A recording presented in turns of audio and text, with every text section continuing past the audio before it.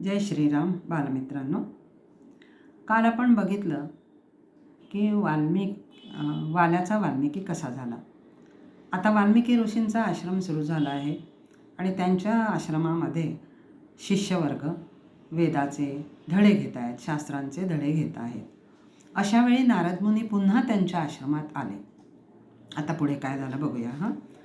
श्रीरामाला कैकेयीने वनवासात धाडलं तेव्हा राम, लक्ष्मण, सीता 2 दिवस वाल्मिकींच्या आश्रमात राहिले होते.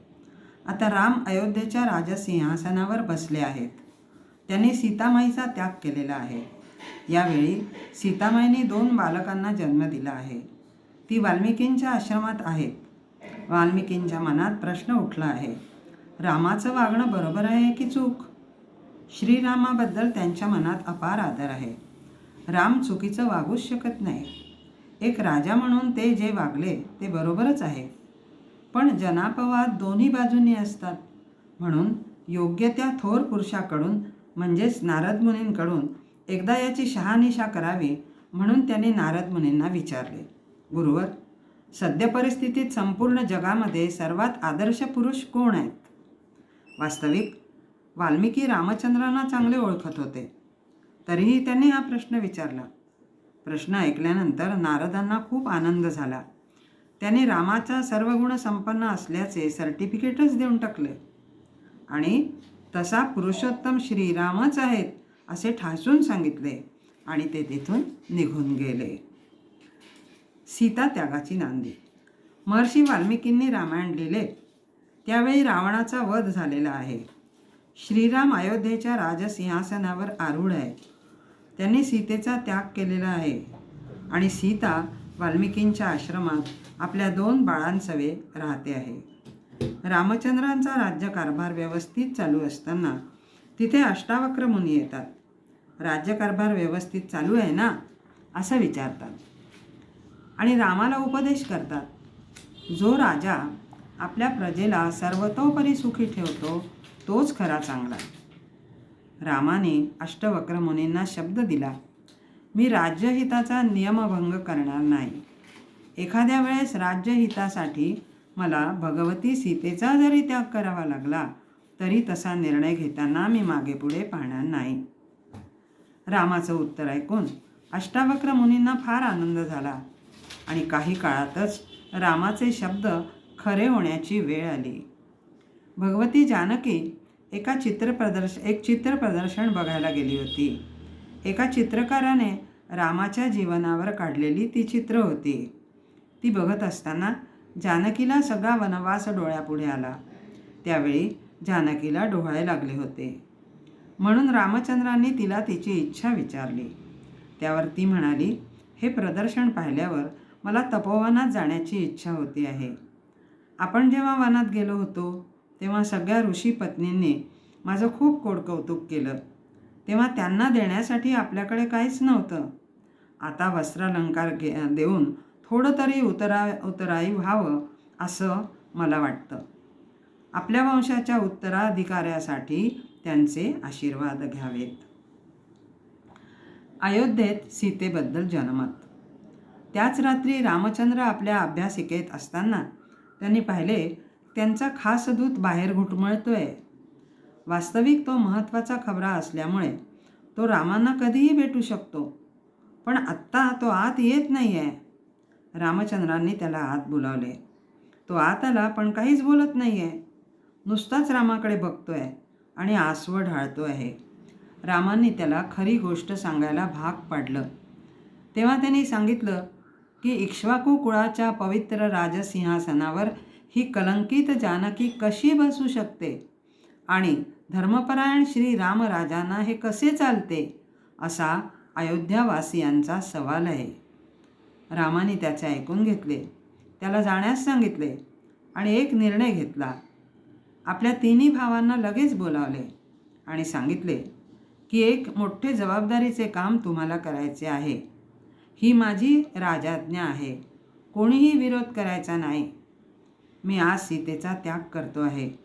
सीतेबद्दल माझ्या मनात कसलीच शंका नाही. पण या पवित्र राजसिंहासनाच्या प्रतिष्ठेकरता मला हे करावे लागते आहे. हे ऐकल्यावर तिन्ही भावांना धक्का बसला. लक्ष्मणाने विरोध करायचा प्रयत्न केला, पण राजाज्ञा असल्यामुळे तो निमूटपणे तयार झाला. रामाने हे काम लक्ष्मणावरच सोपवलं. उद्या सकाळी भगवती सीतेला घेऊन तू वाल्मिकींच्या आश्रमात जायचं आणि आश्रमाबाहेरच तिला सोडून निघून यायचं. दुसऱ्या दिवशी सकाळी रथात बसून लक्ष्मण आणि सीता वनात जायला निघाले. रामचंद्रांना राज्यकारभाराचं काम असल्यामुळे ते आले नाहीत असं तिला सांगण्यात आलं. काल सांगितल्याप्रमाणे लगेचच आपल्या यजमानांनी आपले डोहाळे पुरवण्यासाठी पाऊल उचललं. याचा सीतामाईला खूप आनंद झाला. आनंदाने ती सगळी वनराई बघत होती. लक्ष्मणाला नवलाई सांगत होती. बऱ्याच उशिरा तिच्या लक्षात आलं की लक्ष्मण काहीच बोलत नाही आहे. तिने त्याच्याकडे पाहिल्यावर तिला त्याचा चेहरा मलूल झालेला दिसला. तो दुखावला गेला आहे असं तिला कळलं. होता होता वाल्मिकींचा आश्रम दुरून दिसायला लागला. लक्ष्मणाने सीतामाईला रथातून उतरण्यास सांगितलं. अरे, अजून आश्रम तर खूप दूर आहे, सीता म्हणाली. हो, पण मला इथपर्यंतच तुमची सोबत करण्याची आज्ञा आहे, लक्ष्मण म्हणाला. याचा अर्थ काय? जानकीने विचारलं. लक्ष्मण सद्गदित झालेला. त्याच्या तोंडातून शब्द फुटत नाही आहे. तरीही आपल्या वहिनीला नमस्कार करून त्याने थोडक्यात सांगितलं की आजपासून श्रीरामाने तुमचा त्याग केला आहे. प्रजानुरंजन हेच राजाचं मुख्य कर्तव्य आहे. म्हणून सारं ब्रह्मांड आपल्या भोवती गरगर फिरतं आहे असं सीतेला वाटलं. मोठा धक्काच बसला तिला. धक्क्यातून जरा बाहेर आल्यावर तिला खूप राग आला आणि ती लक्ष्मणाला म्हणाली, एकदा लंकेला अग्निपरीक्षा दिलेली आहे मी. केवळ लोकांच्या म्हणण्याखातर मला असं सोडून देताना तुम्हाला काहीच कसं वाटलं नाही? हे तुमच्या कुळाला शोभतं का? हे तुमच्या स्वभावात बसतं का? असं मी एक नागरिक म्हणून विचारते आहे. हे तुझ्या त्या आदर्श राजाला जाऊन सांग. या सगळ्याचा तिला प्रचंड त्रास झाला. तिने आपले डोके हाताने दाबून धरले. लक्ष्मण तिला परत जाण्याची आज्ञा मागत होता. सीता जरा भानावर आली आणि म्हणाली, भाऊजी, मी रागाच्या भरात काहीतरी बोलले, पण राजा रामचंद्र कोणतीच चूक करू शकत नाही हा माझा विश्वास आहे. तेव्हा यातलं काहीही त्यांना सांगू नका. तुम्ही आता राजाज्ञेचे पालन करा. माझ्या सासवांना माझा प्रणाम सांगा. यावेळेला खरं तर मला जीवन संपावेसे वाटते आहे, पण आत्ता रघुकुळाचा वंश माझ्या उदरात आहे. म्हणून त्यांना जन्म देऊन त्यांचं संगोपन होईपर्यंत मी असं काहीही करणार नाही. जड अंतःकरणाने लक्ष्मण खाली मान घालून तिथून निघाला. नावेत बसला. पलीकडे गेला. तिकडे सुमंत्र उभे होते. लक्ष्मण रथात बसला आणि निघून गेला. हे सगळं जानकी बघत होती. तिथून निघताना लक्ष्मण म्हणाला, माझ्या हातून खूप मोठं पाप घडलं आहे. मला जगण्याचा अधिकारच नाही. मी अयोध्येला परत जाणार नाही. आत्ता गंगेमध्ये स्वतःला विसर्जित करणार. त्यावर जानकीने त्याची समजूत घातली. वनवासात राक्षसांना ठार करण्याकरता रामचंद्रांना तुझ्या सहवासाची आवश्यकता होती. त्यापेक्षा जास्त आवश्यकता आत्ता आहे. माझ्यावर अन्याय होतो आहे हे त्यांना कळत नसेल का? पण हा अन्याय माझ्यापेक्षा त्यांच्यावरच जास्त झाला आहे, कारण जानकीशिवाय ते नाही जगू शकत. म्हणून यावेळी त्यांना तुझी जास्त गरज आहे. म्हणून तू परत जा. परत तीरावरून लक्ष्मणाने जानकीचा निरोप घेतला. भगवती जानकीने हे राम म्हणून आक्रोश केला. ती खाली कोसळली. त्याचवेळी वाल्मिकींचे काही शिष्य फुलं समिधा आणण्यासाठी तिकडे आले होते. एक स्त्री बेशुद्ध होऊन पडलेली त्यांनी बघितली आणि धावतच जाऊन आपल्या गुरुवर्यांना ही वार्ता सांगितली. वाल्मिकी धावत आले. त्यांनी जानकीला ओळखलं. अंतर्ज्ञानाने झाला प्रकार त्यांच्या लक्षात आला. आपल्या कमंडलूतले तीर्थ तिच्या अंगावर शिंपडून तिला शुद्धीवर आणले. नंतर वाल्मिकींनी वनदेवी म्हणून तिला आश्रमात आणले. पोटच्या मुलीप्रमाणे तिची काळजी घेतली. योग्य वेळी जानकीने 2 गोंडस बाळांना जन्म दिला. क्रौंचवध. महर्षी वाल्मिकी स्नानासाठी तमसेच्या पाण्यात उतरले. त्यांच्यासोबत त्यांचा शिष्य भरद्वाज होता. त्यावेळी एका झाडावर क्रौंच पक्ष्याचे एक जोडपे आनंदात क्रीडा करत होते आणि एका व्याधाने म्हणजे शिकाऱ्याने आपल्या बाणाने त्या पक्ष्याची शिकार केली. तो तडफडत जमिनीवर पडला आणि गतप्राण झाला. पक्षीण त्याच्या भोवती शोक करीत घिरट्या घालत होती. हे वाल्मिकींनी पाहिले आणि अचानक त्यांच्या मुखातून शापवाणी निघाली. ते आश्रमाकडे परत येत असताना त्यांच्या लक्षात आले की ती एक छंदबद्ध काव्य होते. याआधी असे छंद काव्य कोणी केले नव्हते. हे अनुष्टुप छंद आहे. माझ्याकडून असं कसं घडलं? याच चिंतनात ते घडून गेले. ध्यानस्थ असताना त्यांच्यासमोर एक तेजोगोल आला आणि त्यातून प्रत्यक्ष ब्रह्मदेव अवतीर्ण झाले. त्यांनी वाल्मिकींना रामकथा लिहिण्याचा आदेश दिला. त्यांनी सांगितले, रामकथेतील सगळ्याच गोष्टी तुला माहीत नाहीत, पण तू फक्त लिहित जा. बाकी सगळ्या गोष्टी म्हणजे त्यातील पात्र, त्यांची कामं, त्यांचे स्वभाव वैशिष्ट्य सगळं तुझ्यासमोर साकार होत जाईल. हे काम तुझ्याचकडून करवून घ्यायचं आहे, म्हणून तुझ्या मुखातून काव्यरचना उमटली. ही सगळी माझीच करणी आहे. तू जे लिहिशील ते सत्यच असेल. जोपर्यंत हे जग अस्तित्वात आहे तोपर्यंत ही रामकथा काव्य स्थिर राहील. आता राम देव होते का मानव होते असा प्रश्न साहजिकच सर्वसामान्यांच्या तरुण पिढीच्या मनात येतो. तर रामचंद्र देवच आहेत. ते सच्चित आनंद परमात्मा आहेत. पण या अवतारात त्यांनी पूर्ण पुरुषाची म्हणजे पुरुषोत्तमाची भूमिका यशस्वीपणे वठवलेली आहे. ती इतकी परिपूर्ण आहे की सती पार्वतीलाही संभ्रम निर्माण झाला. सीतेच्या विरहात व्याकुळ झालेला राम झाडे, वेली, दगड, नद्या यांना सीतेबद्दल विचारतो आहे, रडतो आहे. अशा मानवाला परब्रह्म परमात्मा म्हणून श्री शंकर वंदन करतात. म्हणून पार्वतीने हा प्रश्न विचारला, राम मानव आहे का देव आहे? शंकर म्हणाले, तू अनुभव घे आणि काय ते ठरव. पार्वतीने हुबेहूब सीतेचं रूप धारण केलं आणि ती रामाच्या समोर आली. क्षणभर लक्ष्मणाला सुद्धा ओळखता आलं नाही, पण रामाने तात्काळ तिला वंदन करून विचारले, माते, महादेव सुखरूप आहेत ना? पार्वती खजील झाली आणि रामचंद्राला नमस्कार करून परत आली. महादेवांनी विचारले, झाली परीक्षा?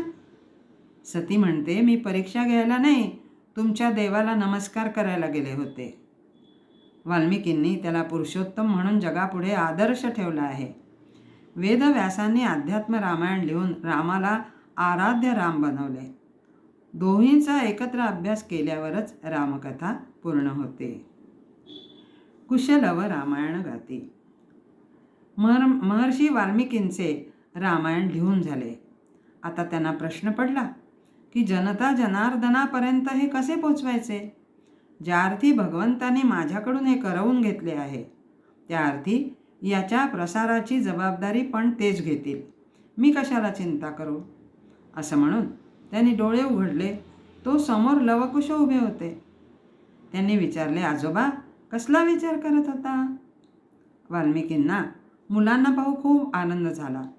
ते म्हणाले, एक प्रश्न पडला होता, पण आता त्याचं उत्तर मिळालं. बाळांनो, मी आत्तापर्यंत जे लिहित होतो की नाही ते काव्य, ते रामायण तुम्हाला मुखोद्गत करायचं आहे. दोन्ही कुमारांना महर्षींनी काव्य शिकवलं. त्यांचा आवाज, संगीताची जाण चांगली होती. दोघेही तरबेज तयार झाले. आता अयोध्येच्या जनतेला ही कथा ऐकवायची आहे.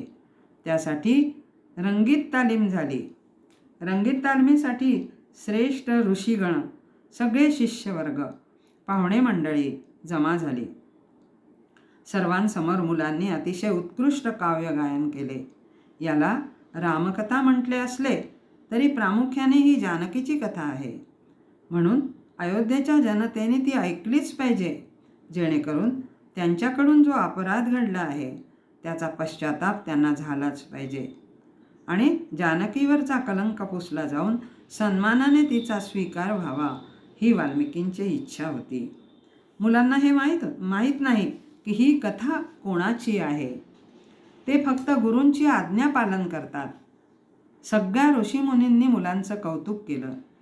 त्यांना काहीतरी भेटवस्तू दिली. मुलं आता अयोध्येला जाण्यासाठी सिद्ध झाली. वाल्मिकी संधीची वाट पाहत आहे आणि लगेचच ती मिळाली. अयोध्येत राजसूय यज्ञ होता. त्या निमित्ताने तिथे बरीच मंडळी जमणार होती. ही संधी साधून त्यांनी मुलांना जवळ बोलावलं आणि सांगितलं, बाळांनो, तुम्हाला अयोध्येला जायचं आहे.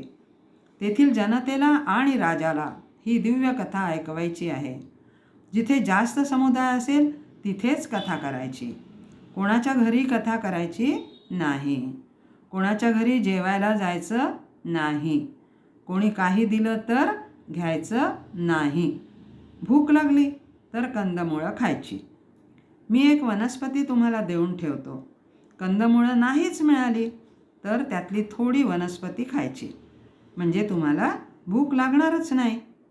गाताना कधीकधी आवाज खराब होईल तेव्हा ही आणखी एक वनस्पती देऊन ठेवतो, ती तोंडात धरायची. अशा प्रकारे सगळ्या सूचना दिल्यावर ते म्हणाले, तुमच्या आईची परवानगी घ्या आणि मग अयोध्येसाठी निघा. सीतेने आनंदाने परवानगी दिली. मला तर अयोध्येच्या जनतेने न्याय दिला नाही. आता माझ्या मुलांना तरी देतील का? साश्रू नयनांनी तिने मुलांना निरोप दिला. सगळ्या आश्रमवासियांनी मुलांना आशीर्वाद दिले. मुले अयोध्येत पोचली. गुरूंच्या आदेशाप्रमाणे गायन करू लागली. त्यांना माहीत नव्हते की आपण आपल्याच आईची कथा गात आहोत आणि जो राजा आपली कथा ऐकणार आहे तो प्रत्यक्ष आपला पिता आहे. मुलांच्या गायनाची कीर्ती राजा रामाच्या कानावर गेली. त्यांनी मुलांसाठी सुवर्णमुद्रा दक्षिणा म्हणून पाठवल्या. मुलांनी नम्रपणे त्या नाकारल्या. तेव्हा राजांनी निरोप धाडला, दक्षिणा नका घेऊ, पण एकदा मला दर्शन तर द्या. मुलांनी हे मान्य केले. दोन्ही मुलं महालात आली. त्यांचा योग्य आदर सत्कार करण्यात आला. स्वतः रामचंद्र मुलांचे पाय धुतायत, पूजा करतायत, पण त्यांना हे माहीत नाही की ही मुलं त्यांचीच आहेत.